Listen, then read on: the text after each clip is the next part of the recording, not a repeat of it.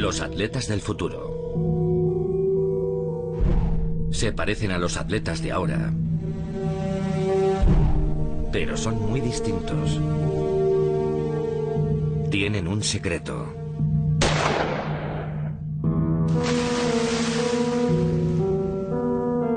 Los atletas del futuro son mutantes genéticos. Están dopados genéticamente.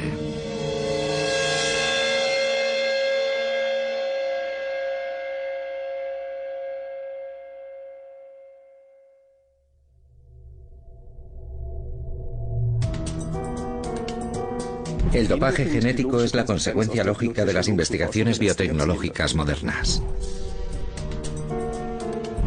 Hay que preguntarse siempre de quién es el mérito de lo que vemos en la pista, del atleta o del biotecnólogo.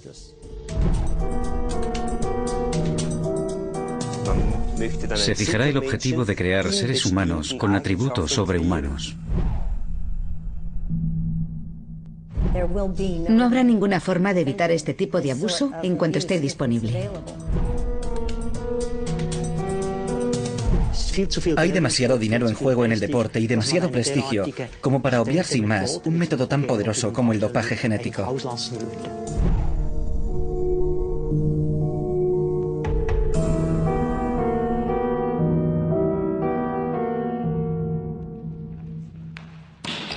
Para la mayoría de la gente, el deporte es ocio, pero para ciertas personas es un negocio. Una cosa está clara. El dopaje existe a muchos niveles en el deporte, y siempre ha sido así, de una u otra forma. El dopaje no transforma en campeón mundial a alguien que se pasa todo el día delante del televisor, pero sí proporciona a un buen atleta la ventaja que necesita para ganar. Doparse es emplear productos que optimizan el rendimiento en un deporte concreto. Hormonas del crecimiento, hormonas de células sanguíneas, hormonas tiroideas, testosterona, insulina, anfetaminas, betabloqueantes, la propia sangre.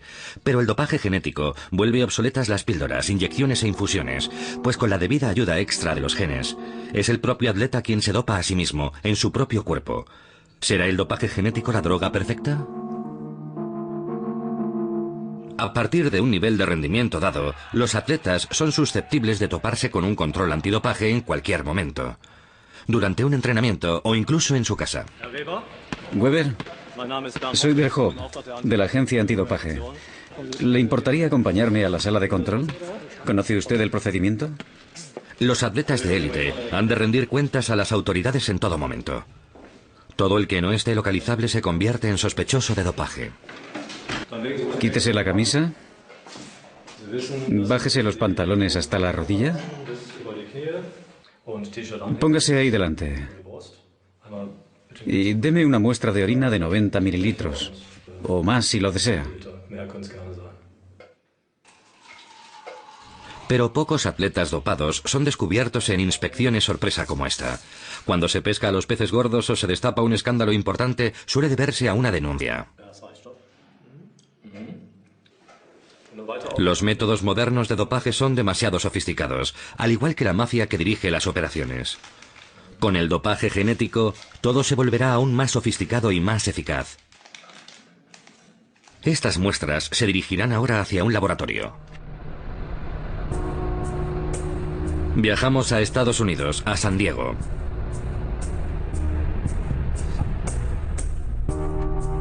En la Escuela de Medicina de la Universidad de California, nos reunimos con el hombre que lidera la lucha contra la amenaza inminente del dopaje genético. Es el profesor Theodore Friedman.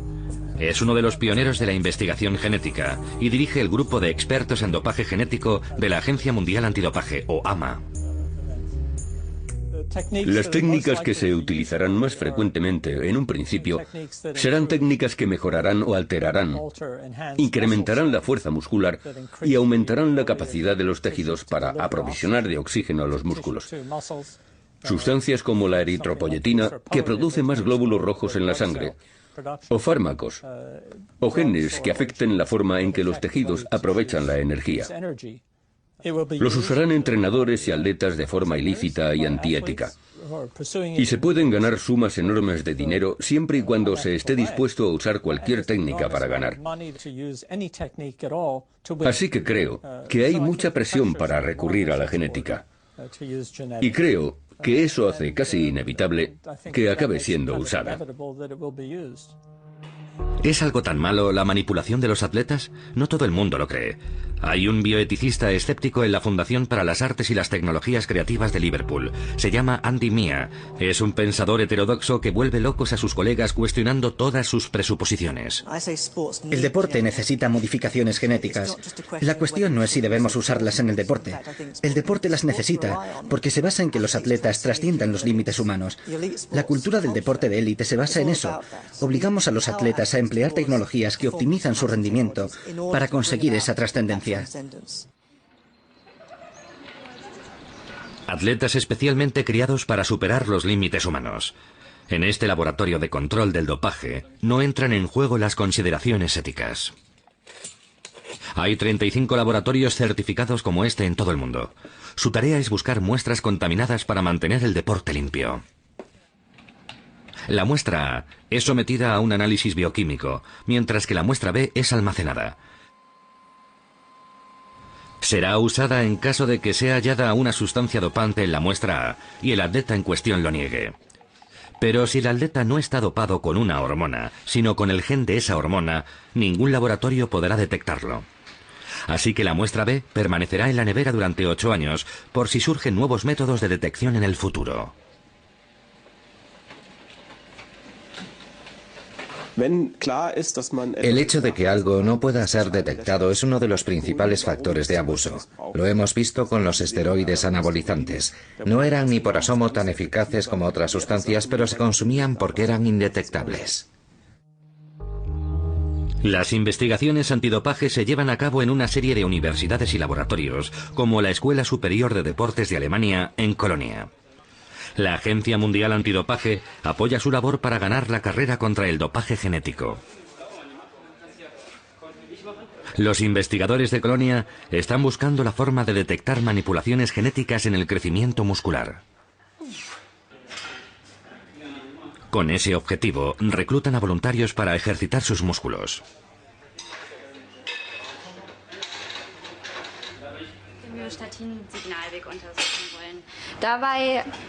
Buscamos perfiles de crecimiento muscular en el suero. ¿Estáis dispuestos a ayudarnos? ¿Cuánta sangre nos vais a sacar? La misma que para un análisis de sangre normal. Es un enfoque completamente nuevo.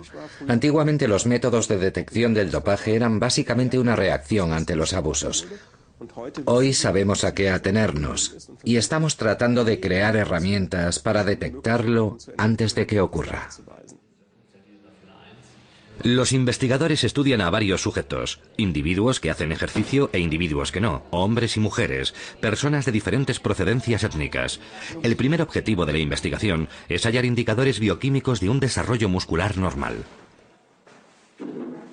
Entre los voluntarios se encuentra el Mr. Culturismo Natural alemán. Es un referente importante debido a sus biocredenciales. Contrariamente a otros culturistas, no consume ninguna sustancia.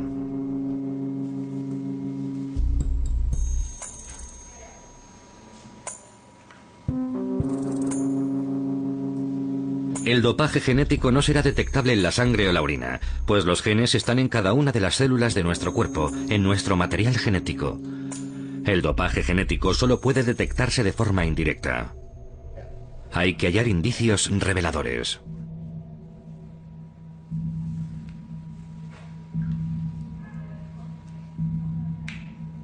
Uno de estos indicadores podría ser una sustancia llamada miostatina, que limita el crecimiento muscular. La manipulación genética podría ser delatada por un nivel anormal de miostatina o la presencia de productos de la degradación de esta en la sangre. Pero ¿cuál es la norma? Eso es lo que este estudio pretende mostrar. Basta con echar un vistazo a los anales del deporte para entender la importancia de los genes en el rendimiento físico. Todos los ganadores de un oro olímpico en 100 metros masculinos tienen algo en común, aparte de la medalla. El color de su piel. Usain Bolt en Pekín. Justin Gatlin en Atenas, Maurice Greene en 2000. Donovan Bailey en 1996. Linford Christie. Ben Johnson en Seúl, descalificado por dopaje. Carl Lewis en Los Ángeles. La gran excepción tuvo lugar en 1980. Allen Welch solo ganó porque Estados Unidos y otras naciones plusmarquistas boicotearon los Juegos Olímpicos de Moscú. El último campeón olímpico blanco genuino ganó la medalla hace 38 años. Fue el atleta soviético Valery Borsov en Múnich.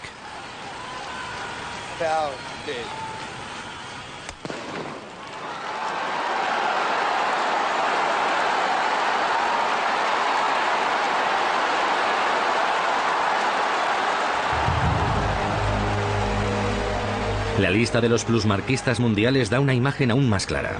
Hoy por hoy, el hombre más rápido del mundo es Usain Bolt, con un fabuloso récord de 9,58 segundos. Ante él se despliega una galería de nombres legendarios: Asafa Powell, Carl Lewis, Calvin Smith, Jim Hines. Para dar con un plusmarquista blanco tenemos que retroceder 50 años. Armin Geri obtuvo el récord mundial de 10,0 segundos en Zúrich, el 20 de junio de 1960.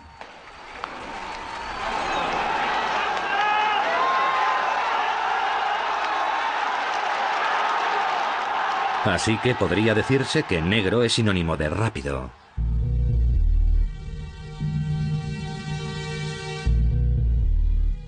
Durante mucho tiempo se explicó este hecho mediante la llamada teoría del gueto, según la cual el deporte ofrecía la única oportunidad de ascenso social para los negros, de modo que estos se esforzaban más que los blancos.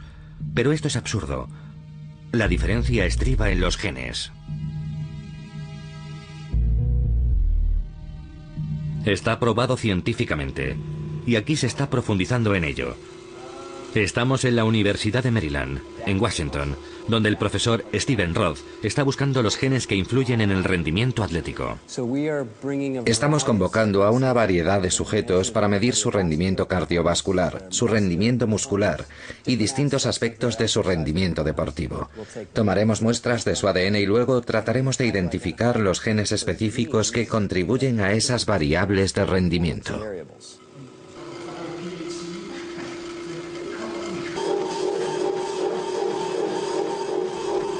Se están llevando a cabo estudios similares en varias universidades de otros países.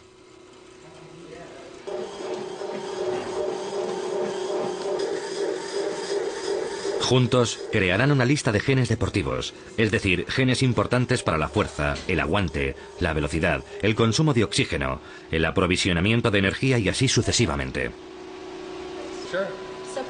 El frotis contiene células que luego serán sometidas a un análisis genético en el laboratorio.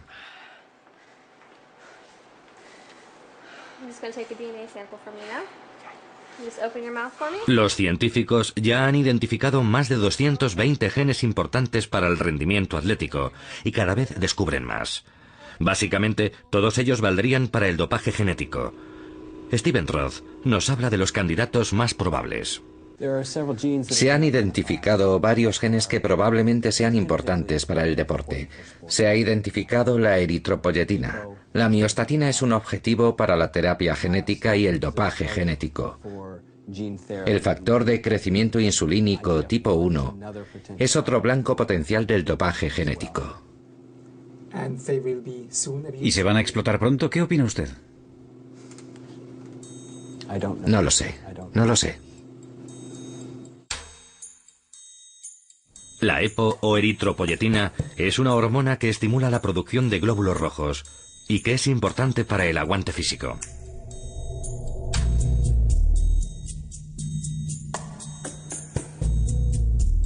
La miostatina controla el crecimiento muscular, ideal para los halterófilos.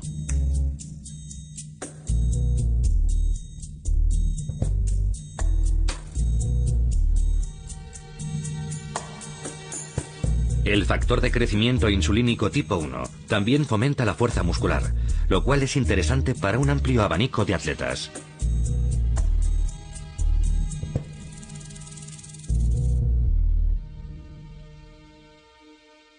Sabiendo lo importantes que son los genes para los atletas, ¿es ético emplear ese conocimiento para incrementar la fuerza, la resistencia y la velocidad? Muchos argumentos plantean si la modificación genética consiste en jugar a ser Dios. Si es así, entonces llevamos muchos años haciéndolo. Y si no, creo que no es más que otra manera de usar la tecnología para mejorarnos a nosotros mismos. Somos obras incompletas, nuestra biología evoluciona, y los medios con los que lo hace están cambiando. Y nuestra intervención forma parte de ese proceso. No es algo que debamos percibir como contrario a la naturaleza. De hecho, la modificación genética debería estar equiparada con la biología, como otras formas anteriores de perfeccionar nuestro organismo. Decir, como lo hacen ciertos miembros de la comunidad prodopaje genético, que este no es más que una extensión natural de la tecnología y que estos atletas modificados genéticamente son naturales, me parece absurdo. No creo que haya nada natural en ello.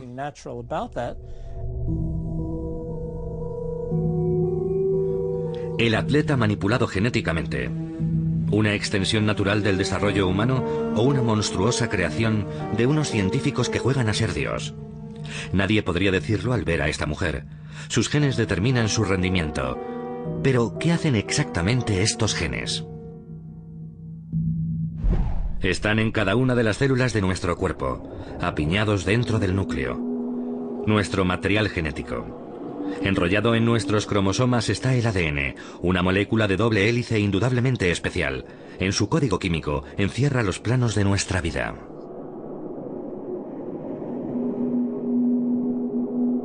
No todos los genes están activos todo el tiempo. Si se registra una falta de oxígeno en algún lugar del cuerpo, por ejemplo, se activa la eritropoyetina. Una enzima especial lee el gen del ADN y traduce la información en una pequeña cadena de ARN. Esta también se conoce como ARN mensajero o ARNM, pues hace las veces de vehículo para las instrucciones genéticas. El ARNM abandona el núcleo. En el citoplasma, la sustancia que envuelve el núcleo le aguarda otra enzima, un ribosoma. Este transforma la información genética en un producto genético. En el caso del gen de la eritropoyetina, la transforma en una hormona que estimula el crecimiento de los glóbulos rojos en el cuerpo y ayuda a incrementar la resistencia del atleta. O, dependiendo del gen, lo vuelve más fuerte o le da más energía.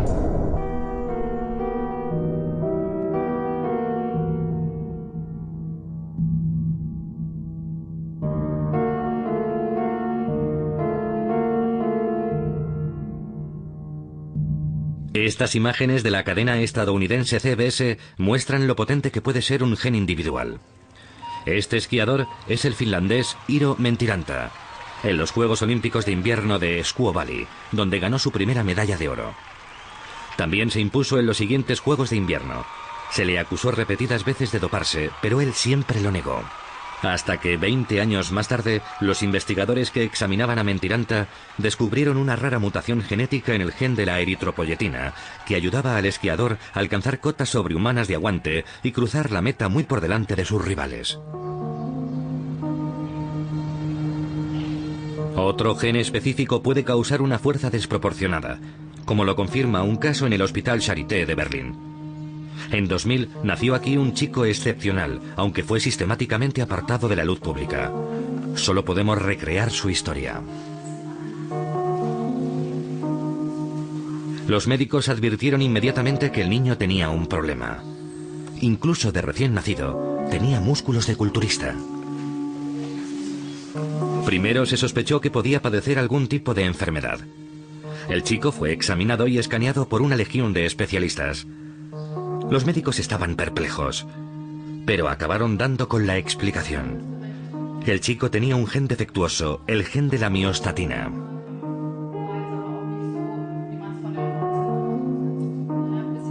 El chico estaba en plena forma. Con 4 años y medio, podía aguantar 2 pesas de 3 kilos con los brazos extendidos.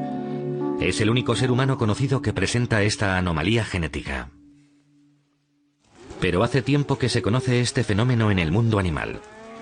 La vaca azul belga presenta una mutación natural del gen que produce la miostatina, una hormona que inhibe el crecimiento muscular. Sin la miostatina, los músculos crecen indefinidamente. Hallazgos genéticos como estos inducen tentaciones en el deporte. De ahí el compromiso de la sociedad científica más importante del mundo, la Asociación Americana para el Avance de la Ciencia. Hablamos con el director de su área ética y legal. Si se puede obtener un beneficio, y en muchos casos es monetario, habrá gente dispuesta a abusar de la genética con objetivos interesados o antiéticos. Creo que ha quedado demostrado en la historia, desde Galileo e incluso antes, que la ciencia puede ser explotada por distintas organizaciones e individuos para servir a fines con los que otros podrían estar en desacuerdo. Pero en un momento dado tendrán la capacidad de hacerlo y lo harán.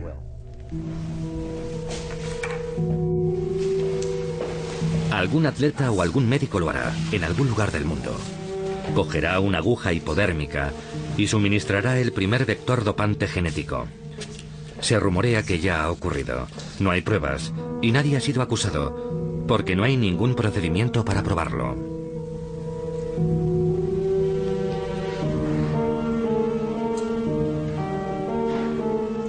Pero los genes no pueden inyectarse sin más, como los esteroides anabolizantes o la eritropoyetina. Hace falta algún tipo de vehículo para transferir un gen exógeno a un individuo. Un virus. Por ejemplo, un virus manipulado genéticamente e inyectado en la corriente sanguínea del atleta. Los virus no son organismos. Están hechos de material genético recubierto con una capa protectora. Los virus no pueden reproducirse, pero son listos. Tienen sistemas especiales de detección que les permiten identificar su objetivo en el organismo infectado. Por ejemplo, las células sanguíneas o las células musculares. Se fusionan con la célula e introducen en ella su propio material genético. El material genético viral accede entonces al núcleo de la célula receptora con la que se ha fusionado y lo reprograma. A partir del momento de la fusión genética, la célula receptora sigue las instrucciones del virus. Y si ese virus está modificado genéticamente para comportarse como un gen deportivo, en vez de como un gen que causa enfermedades, incrementa la fuerza del huésped, su velocidad o su capacidad de aguante.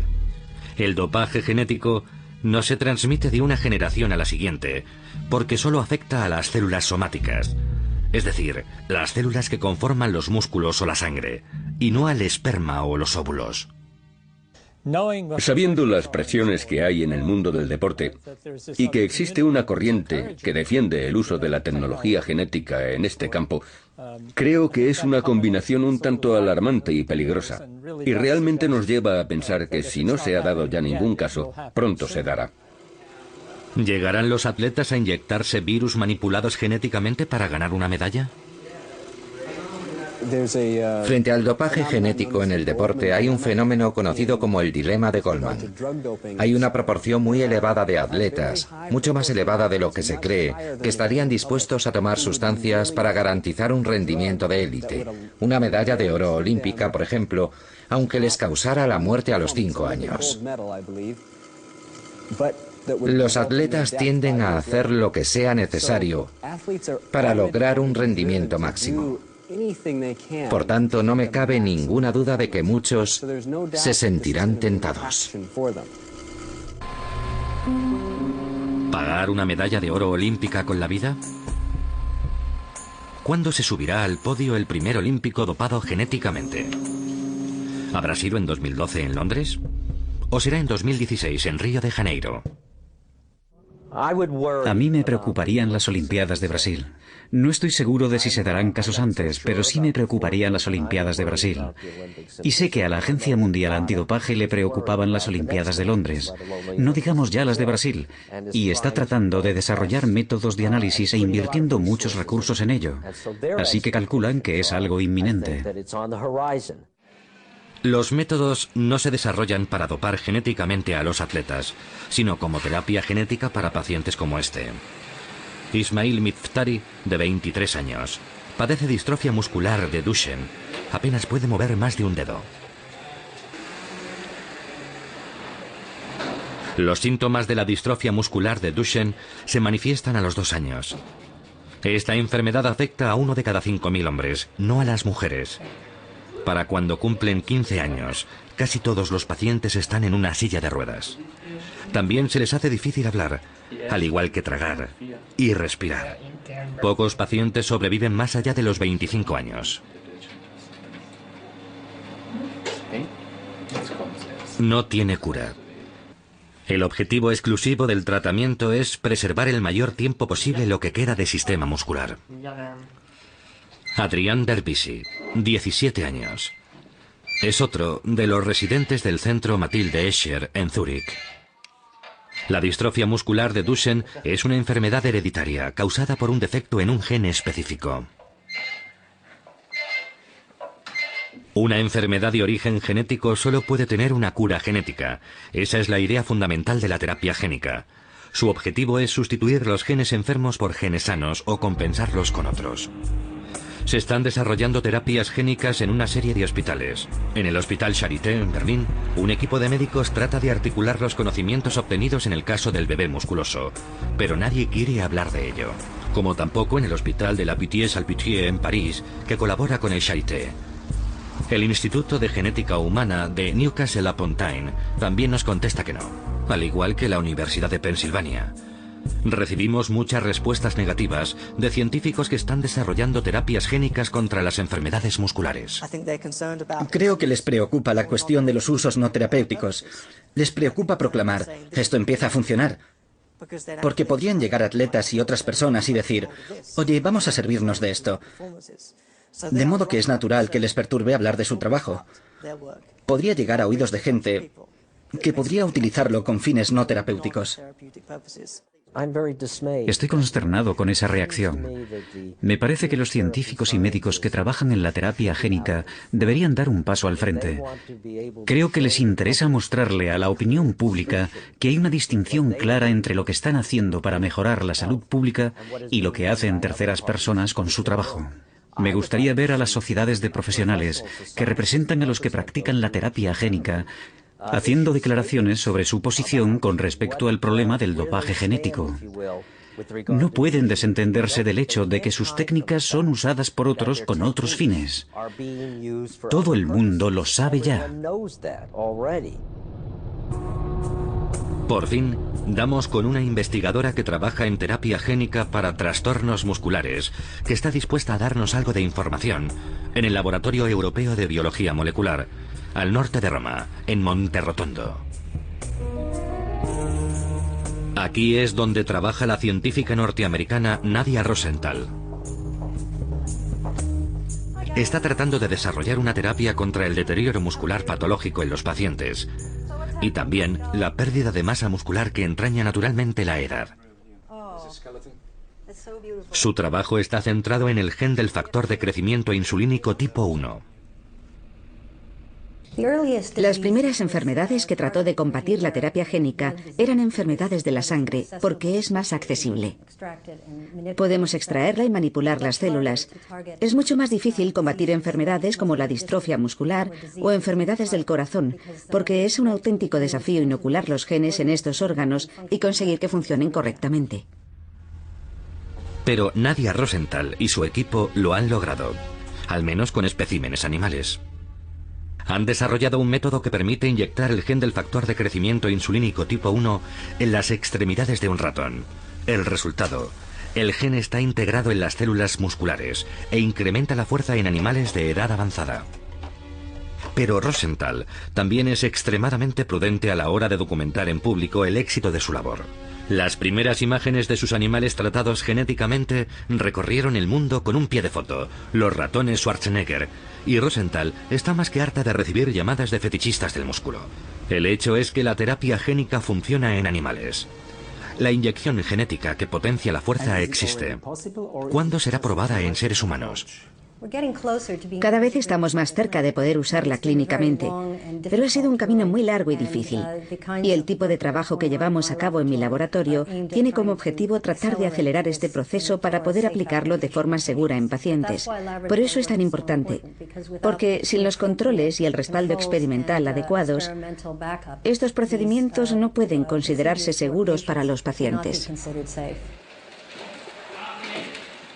La terapia génica llegará demasiado tarde para estos jóvenes. Hasta la fecha, se han llevado a cabo alrededor de 800 experimentos con terapia génica, con más de 5.000 voluntarios. La mayoría estaban centrados en el cáncer y las enfermedades cardiovasculares, y en algunos casos, los trastornos musculares o sanguíneos.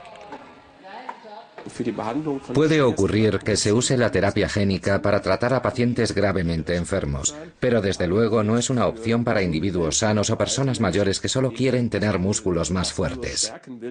El riesgo es sencillamente demasiado alto. Nos consta que en esos estudios les han pasado cosas muy serias a los pacientes y los voluntarios. Ha habido incluso varias muertes. Así que, tratándose de curar una enfermedad, hay razones para recurrir a esta tecnología. Pero si el objetivo es cambiar un rasgo normal de un ser humano, un atleta joven y sano, por ejemplo, y ponerlo seriamente en peligro, eso sí que no debería estar permitido. Creo que los atletas ya están inmersos en una cultura tecnológica. Ya desde los primeros Juegos Olímpicos hace 2500 años, los atletas han usado tecnologías que optimizaban su rendimiento. Por ejemplo, en los Juegos Olímpicos de la Antigüedad, el salto de longitud sin carrerilla se desarrolló usando lastres para propulsar el cuerpo más lejos. Ya mantenían una relación tecnológica con el deporte, y hoy lo hacen de una forma mucho más sofisticada. Todo se reduce a la cuestión de la naturaleza y la tecnología. No tiene sentido decir que los atletas son seres naturales. Deberíamos renunciar cuanto antes a esa idea. Existe un tipo de tecnología que pensamos que enriquece el rendimiento deportivo, y creo que es el tipo de tecnología que permite que los atletas se entrenen más duro y desarrollen una mayor capacidad de rendir. La posición según la cual habría que experimentar desde un principio con atletas para desarrollar los métodos de la transferencia genética es un error absoluto. Contradice todo lo que sabemos sobre lo difícil que es curar incluso a un niño con inmunodeficiencia. Es muy difícil realizar una labor clínica rigurosa y obtener un buen resultado.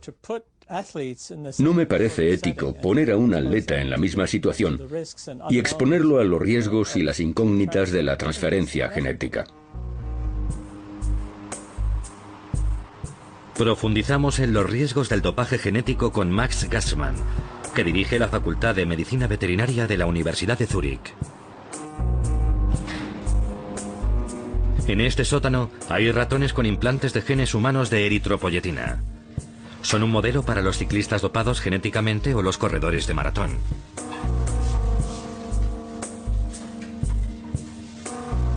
Gracias al gen extra, los ratones producen altas dosis de glóbulos rojos, al igual que los atletas que usan hoy la eritropoyetina convencional. Someten al ratón corredor a una prueba de resistencia en un tanque de agua. Dicho sea de paso, los ratones son naturalmente buenos nadadores. Para ellos no es una experiencia excesivamente estresante.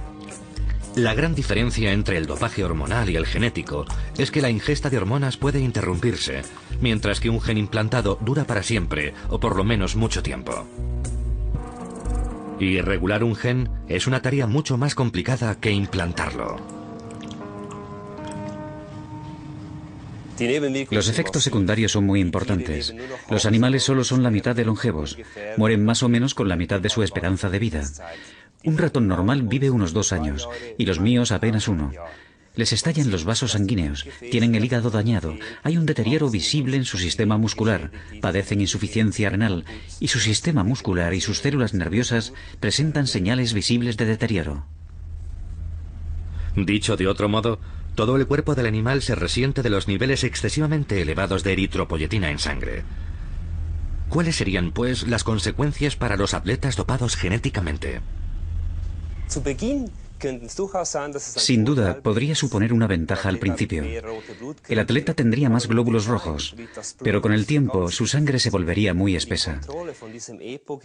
Y si no se controla debidamente el gen de la eritropoyetina, la producción de glóbulos rojos sigue hasta que la sangre está demasiado viscosa como para circular. Imagínese cuánto tiene que trabajar un corazón para bombear una sangre tan espesa como la miel a través de los vasos sanguíneos. Max Gassmann colabora con el Tribunal de Arbitraje Deportivo como experto en casos de EPO. También asesora a la Agencia Nacional Antidopaje Suiza. Matthias Kamber, director de la Fundación Antidopaje de Suiza, fue uno de los primeros en abordar la amenaza del dopaje genético.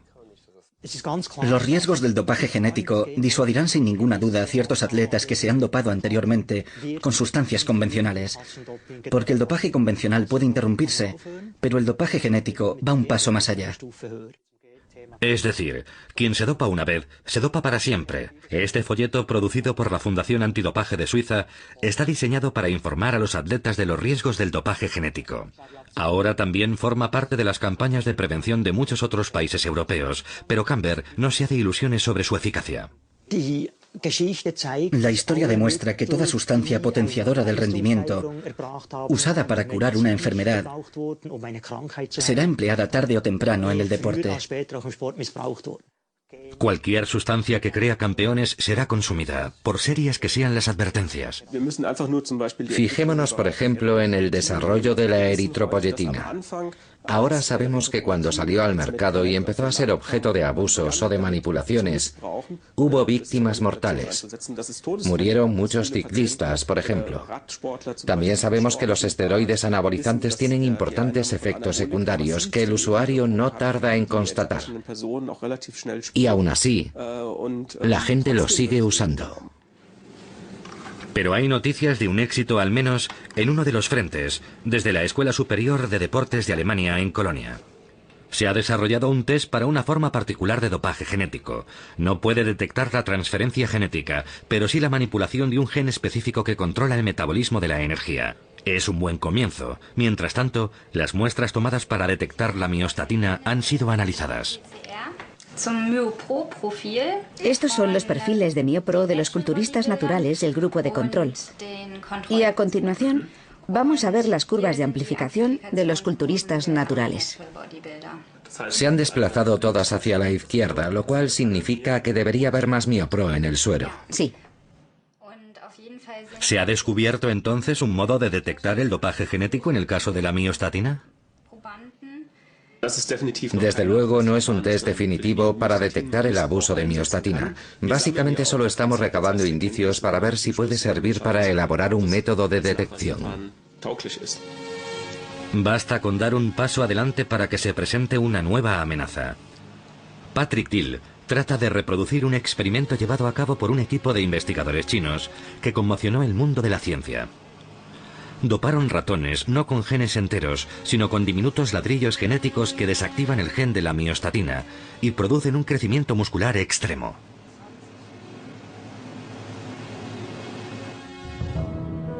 El método se conoce como interferencia por ARN y anuncia el siguiente capítulo del dopaje genético.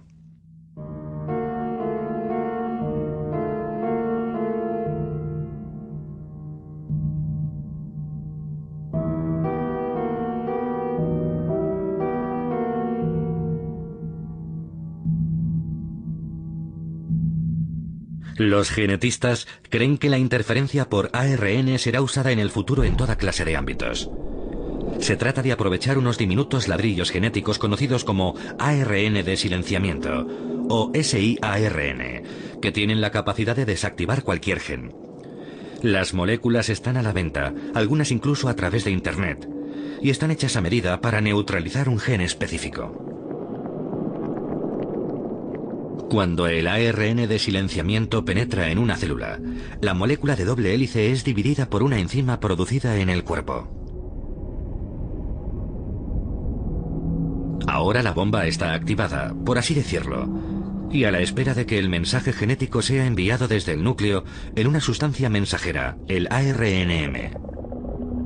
El ARNM y el siARN son un cóctel perfecto. En cuanto se combinan, entra en juego otra enzima del cuerpo que destruye la doble hélice. De esta forma se impide que el gen se transforme en un producto. El gen ha sido silenciado. Lo alarmante del experimento chino es que el siARN no había sido inyectado en los ratones a través de un procedimiento elaborado, sino que simplemente se les dio de comer. Patrick Thiel está extremadamente preocupado. Si esto es realmente así, es un escenario muy preocupante. Esas diminutas moléculas son muy fáciles de producir, así que si basta con ingerirlas y tienen el efecto deseado, tenemos todos los ingredientes para fomentar los abusos. Sobre todo en los deportes populares. Se estima que unos 15 millones de personas abusan de los esteroides anabolizantes para construir sus músculos, a pesar de los efectos secundarios, como la insuficiencia hepática, los tumores y la impotencia. Y ahora están llegando los suplementos genéticos para la musculación. Los investigadores no están al corriente de los programas de investigación y desarrollo de las compañías farmacéuticas, así que no disponen de la información para desarrollar test desde un principio. Por supuesto que es frustrante, porque sabemos que este material existe. Hay estudios clínicos, hay sangre de esos estudios clínicos, y solo necesitaríamos una pequeña cantidad de esa sangre para comprobar si el test funciona.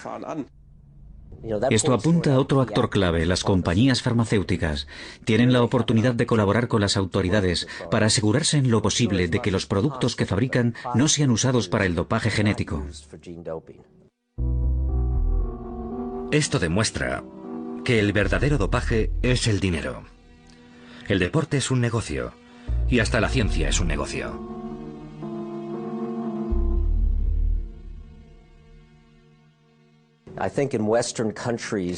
Creo que en los países occidentales la ciencia se está comercializando cada vez más a medida que intentamos llevar la ciencia básica a la esfera pública. En su mayoría creo que a los científicos y a los médicos les interesa sinceramente desarrollar nuevos fármacos, técnicas, etc., para ayudar a la gente y contribuir a la salud pública. Pero sabemos que también hay una cara oculta, y algunas de estas cosas también pueden ser usadas con otros fines, como el dopaje en el deporte. Sabemos que hay un entrenador que ha estado buscando material de terapia génica, presumiblemente para usarlo en atletas. Ha habido denuncias de que en los Juegos Olímpicos de Pekín había científicos y laboratorios ofreciendo terapia génica. Ese entrenador es Thomas Springsteen. En 2006, el alemán fue condenado a 16 años de cárcel por delito de dopaje.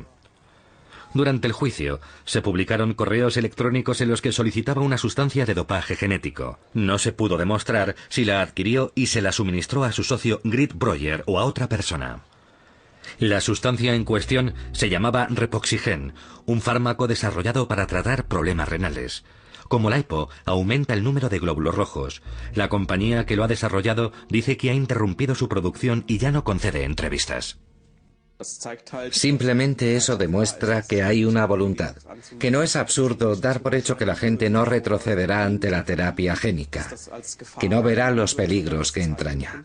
Básicamente demuestra que la gente está dispuesta a correr cualquier riesgo, lo cual no me sorprende, pues siempre lo hemos visto en el campo del dopaje.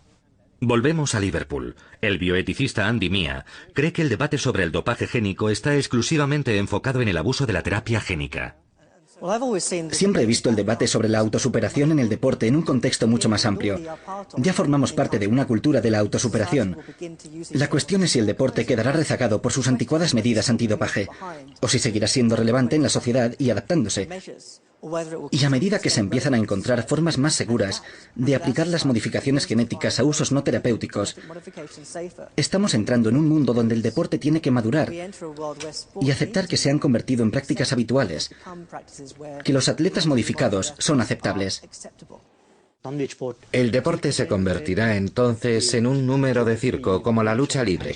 Ya no será el deporte que conocemos hoy. Y a día de hoy el deporte no puede permitirse ir en esa dirección.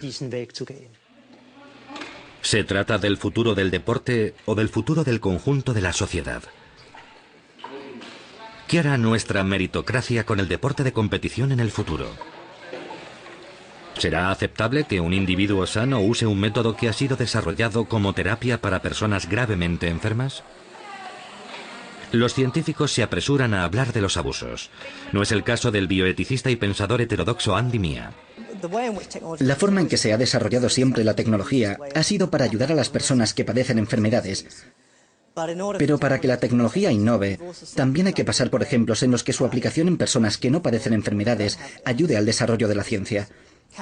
Si nos fijamos, por ejemplo, en la cirugía estética, el hecho de que se haya convertido en una empresa comercial ha permitido desarrollar técnicas que pueden beneficiar y hasta aumentar el impacto de las intervenciones terapéuticas. Así que no veo el hecho de tratar a las personas con enfermedades como algo opuesto al deseo de dejar que la gente use esas técnicas según se lo dicte su estilo de vida. Pueden ser cosas complementarias. Por ejemplo, las enfermedades ligadas al envejecimiento. A día de hoy, las personas de la tercera edad sufren heridas y accidentes porque sus músculos ya no son lo bastante fuertes. El coste es inmenso para el sistema sanitario. Si investigadores como Nadia Rosenthal desarrollan una terapia génica que refuerza los músculos debilitados, ¿restringiremos su uso al tratamiento de las discapacidades severas? ¿O se pondrá también a disposición de las personas mayores? Inicialmente para reducir el coste de la sanidad, luego para ayudarlas a mantenerse activas y móviles el mayor tiempo posible, y por fin como ingrediente de un estilo de vida. Como sociedad, apoyamos la calidad de vida más allá de la terapia, más allá de lo que es natural. Nos interesa que las personas sean capaces de realizar las tareas que se proponen, permitir que puedan desempeñar las tareas que desean y ayudarlas en la medida de lo posible.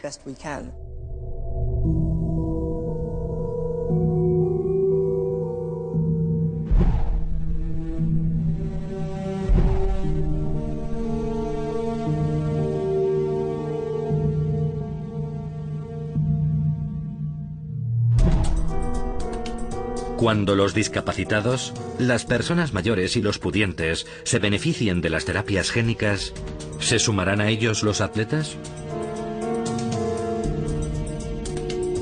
¿Hablarán de dopaje, de terapia o de optimización del rendimiento? Algo que le da que pensar al padre de la terapia génica y experto en dopaje genético para la Agencia Mundial Antidopaje, Theodore Friedman. Los atletas no deberían verse privados de las tecnologías a las que tiene acceso el resto de la ciudadanía, los pacientes con enfermedades musculares, por ejemplo, para tratar sus lesiones y ayudarles a sanarlas y prevenirlas. Esto se convertirá en parte del problema del deporte. Mientras se haga abiertamente y siguiendo las reglas del deporte, no pasa nada. Es un gran reto ético para el deporte. Tal vez haya una forma de hacer que lo posible sea admisible, dentro de ciertos límites. Pero ese es precisamente el tipo de debate que deberíamos tener y que aún no hemos tenido.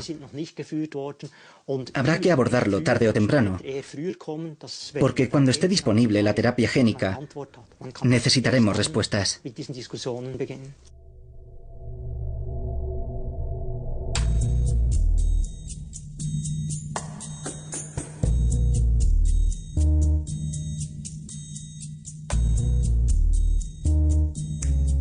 ¿Es el atleta modificado genéticamente una consecuencia inevitable de una sociedad obsesionada con el rendimiento? Nadie sabe si algún científico, en algún lugar del mundo, no habrá recurrido ya a la jeringa genética, ni si el mutante salido de ese laboratorio no estará ya entre nosotros. Lo cierto es que se usará mucho antes de que esté lo suficientemente desarrollada. Y creo que muchos de los que ahora animan a hacerlo, los que a día de hoy apoyan el uso de la transferencia genética en el deporte, basan sus argumentos en conocimientos científicos incompletos y prematuros. Así que a corto plazo creo que perjudicará más que beneficiará. Habrá científicos que tratarán de aplicarlo, violando así su código ético científico. Tal vez por curiosidad, tal vez por ánimo de lucro. Y también habrá gente dispuesta a hacer de cobaya. Estoy bastante convencido de eso. A largo plazo creo que es bastante probable que la manipulación genética halle su sitio en el deporte. Pero entonces tendremos que replantearnos lo que entendemos por deporte.